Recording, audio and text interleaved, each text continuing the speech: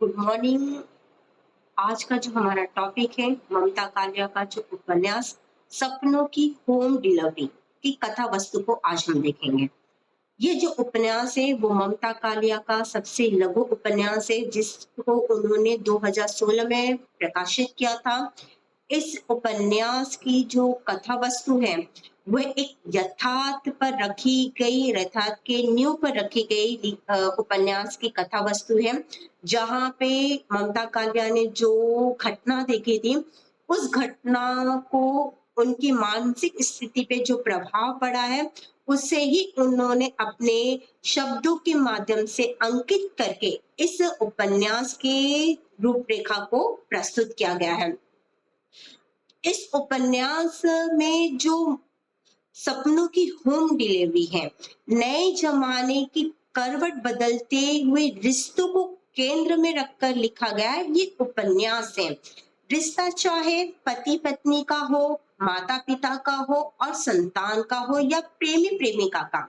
ईमानदारी से देखे तो हर रिश्ता नए वक्त के साथ में ताल बिठाने की कोशिश कर रहा है।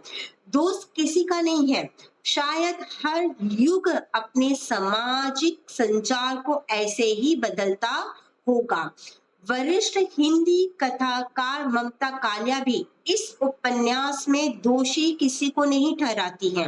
न किसी पात्र का पक्ष लेती है, न किसी को आरोप के कटघरे में बयान करती है। जो हर एक तरफ अपनी निजी पहचान को, दूसरी तरफ रिश्तों की ऊष्मा को बचाने की जद्दोजहद में लगे हुए हैं। शायद यही वह मूल संघर्ष है जिसमें से आज हम सबको गुजरना पड़ रहा है। एक तरफ व्यक्त होते हुए व्यक्तित्वता जिसे अपने निजी वक्त चाहिए, वहीं दूसरी तरफ समाज में पुराने ढांचे जिसके हर एक अंत नहीं पाते। इससे क्या हो, इससे अपने हर एक रिश्ते से टूटन, उससे उभरना, उससे बाहर निकलने की क्या किया जा रहा है, कोशिश किया गया है, जिसका एक उदाहरण ममता कालिया के इस उपन्यास में दिखाई देता है।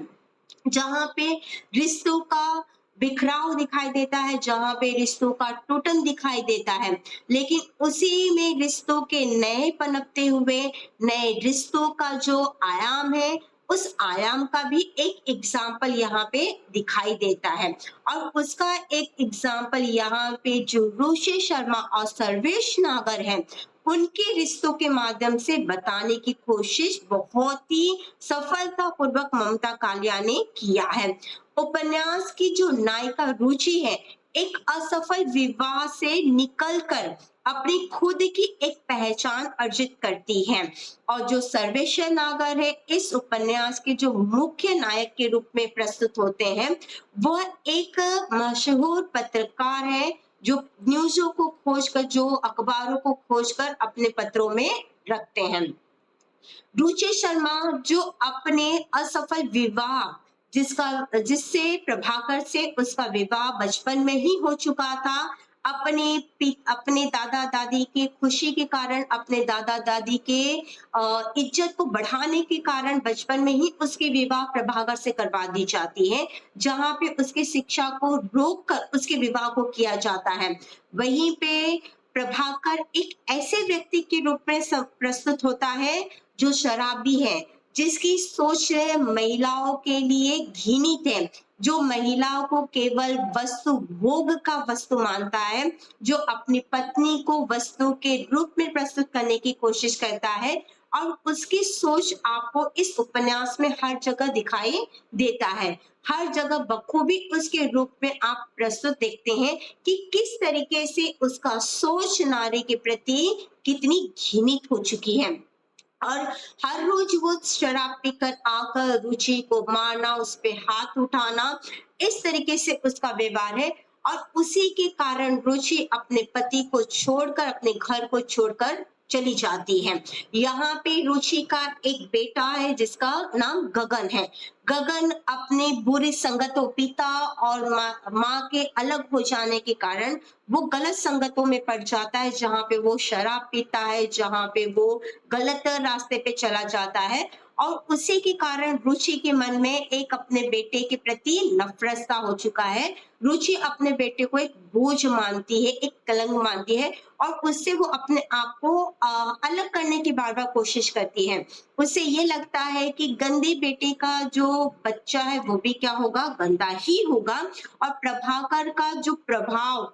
का जो नफ़रत रुचि के मन में उत्पन्न हुआ है, वही उसके बेटे के प्रति भी व्यक्त होता है।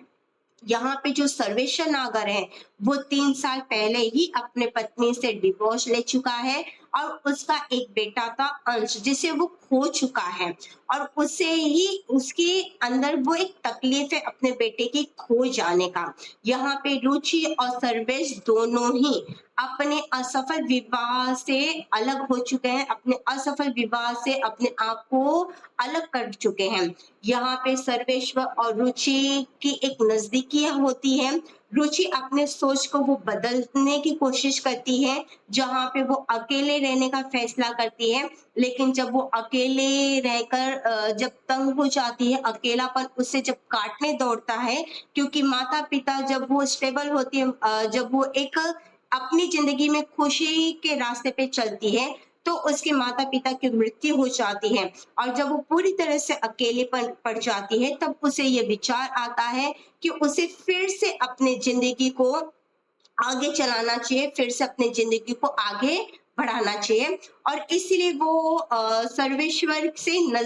नज़दीकी चली जाती है। अपने रिश्ते को छोड़ चुकी थी, उस रिश्ते से वो आगे बढ़कर सर्वेश्वर के रिश्ते में जिस रिश्ते से वो अब भागकर आई थी, वही रिश्ते में फिर से वो बनने की कोशिश करती है। सर्वेश्वर उससे कई बार बिना विवाहित साथ रहने की प्रस्ताव रखता है, लेकिन यहाँ पे रुचि बार-बार उस प्रस्ताव को खारिज करते जाती है, क्योंकि उसकी सोच है कि समाज ऐसे रिश्ते को कभी भी अपना नहीं सकता। समाज ऐसे रिश्ते को कभी भी अपनाया नहीं जाएगा और बार-बार इसीलिए वो सर्वेश्वर के उस रिश्ते को खारिज करती हैं। लेकिन फाइनली सर्वेश्वर और रुचि एक दूसरे के रिश्ते में बंध जाते हैं, वो विवाह कर लेते हैं। विवाह के बाद उनकी जिंदगी बहुत खुशी से चलती है, बहुत अच्छे से चलती है। लोगों के बीच में उनका एक अलग ही रिश्ते का रूप दिखाई देता है। लेकिन अचानक जब सर्वेश्वर को पता चलता है कि रुचि का एक बेटा है गगन, जिसके बारे में रुचि ने उससे छुपा कर रखा है, जिसके बारे में रुचि ने कभी भी सर्वेश्वर से बात नहीं किया था और उसकी वजह से सर्वेश्वर रुचि पे नाराज हो जाता है और कहीं पे उनका एक फोटो वायरल होने लगता है, जहाँ पे सर्वेश्वर रुचि पे हाथ उठाता है, उसका गला दबाता है और रातों ही रात यह फोटो पूरी न्यूज़, पूरी अखबार में पूरी तरह से फैल जाती है। हर जगह केवल रुचि और सर्वेश्वर की सुर्खियाँ रहती है। हर जगह केवल रुचि और सर्वेश्वर के बारे में बात किया जाता है कि क्या ऐसी वजह हो चुकी है जिसमें सर्वेश्वर ने रुचि पे हाथ उठाया। हर जगह जो महिला मंडल है वो रुचि के सपोर्ट में आने लगती हैं, उसे कहती हैं कि वो सर्वेश्वर से अपने इस अपमान का बदला ले और इसी से तंग होकर रुचि सर्वेश्वर से अलग हो जाती है। रुचि का जो एक पहचान था जिसे उसने अपने हाथों से बनाया था, अपने मेहनत से बनाया था, अपनी काबिलियत पे बनाया था, धीरे-धीरे वो घटने लगता है। जो समाचार, जो न्यूज़ में, जो टेलीविज़न पे रुचि के कार्यक्रम को दिखाया जाता था, वो धीरे-धीरे बंद होना चालू हो जाता है। एकाक छोड़कर बाकी सारे जो टेलीविज़न के प्रोग्राम थे वो रुचि से ले लिया जाता है। यहाँ पे जो सर्वेश्वर है उसका भी परिस्थिति सही नहीं चल रहा है। अगर आप इस उपन्यास का एंडिंग देखें तो इस उपन्यास की जो एंडिंग है वो सुखद है। ममता कालिया ने पूरे उपन्यास में जहाँ पे जद्दोजहद और जहाँ पे रिश्ते के बिखराव टूटन को दिखाया गया है, वही उपन्यास के जो अंत है उसे उन्होंने सुखद के रूप में दिखाया गया है कि जो सर्वेश्वर है वो एक समझदार व्यक्ति है जो रिश्ते को बचा कर रखने की कोशिश करता है, जो रिश्ते को संभाल कर रखने की कोशिश करता है। वो अपने रिश्ते को, जिस रिश्ते को उसने पुराने रिश्ते को जो उसने खत्म कर दिया है, अब वो रिश्ते को फिर से बनाए रखने की कोशिश करता है और सर्वेश्वर के माध्यम से ममता कालिया ने पुरुष के उस स्वरूप को भी दिखाया है जो रिश्ते को अपना एक अहमियत बनाता है, रिश्ते को अपना एक महत्व बनाकर रखने की कोशिश करता है। तो पूरी की पूरी उपन्यास देखा जाए तो ये महिला विमर्श पर लेकर लिखा गया उपन्यास है। महिलाओं के शिक्षा को लेकर के आधुनिकता में बदलती हुई महिलाओं की जो सोच है, उस सोच को रुचि शर्मा के माध्यम से ममता कालिया ने बखूबी बताने की कोशिश की गई है और रिश्तों के बदलते हुए जो नए-नए आयाम हैं, उस आयाम को भी ममता कालिया ने इस उपन्यास में बखूबी और बहुत ही सुंदरता के साथ में प्रस्तुत करने की कोशिश की गई है और इसके जो कैरेक्टर है, अगर देखा जाए तो इस उपन्यास में कई कैरेक्टर है जो हमारे सामने दिखाई देते हैं, लेकिन हर एक कैरेक्टर एक नए आयाम को लेकर, एक नए घटनाओं को लेकर आगे आता है, जो पूरी कहानी को एक साथ में जोड़ने की कोशिश करता है, एक लिंक का दूसरे लिंक के साथ में जोड़ने की कोशिश करता है। अगर देखा जाए तो इस उपन्यास के जो मुख्य पात्र हैं और जो गौण पात्र हैं, वो आपस में इस तरीके से जुड़े हैं, अगर उन्हें देखा जाए तो उन्हें अलग करना नामुमकिन दिखाई देता है। सारे उपन्यास में महिलाओं के विमर्श को लेकर बात की गई है, रुचि के विमर्श को लेकर बात की गई है कि आधुनिकता में किस तरीके से महिलाओं के जो जीवन है, उनके जो दाम्पत्य जीवन है, किस तरीके से अपने आधिपत्य को जमाए रखने के लिए, अपने वर्चस्व को बनाए रखने के लिए किस तरीके से वो जद्दोजहद कर रही है, किस तरीके से वो अपने दाम्पत्य जीवन को जी रही है, उसे ही ममता कालिया ने बखूबी इस उपन्यास के माध्यम से प्रस्तुत करने की कोशिश